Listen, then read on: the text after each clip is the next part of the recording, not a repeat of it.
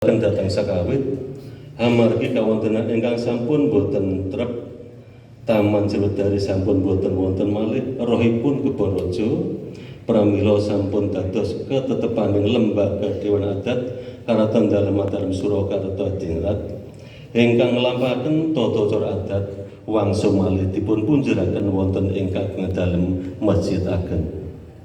Dene bebadan pamarentah kita Surakarta punapa dene Pabaran Agung sanesipun umat Islam badhe ngawontenaken tata cara piyambak-piyambak inggih prajugi sanget.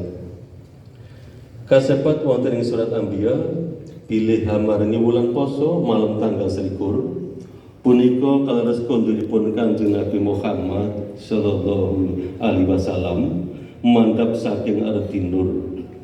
Konduripun dipun papak dening para sahabat. Anggenipun mapak sami bekta obor kasulet merih madangi margi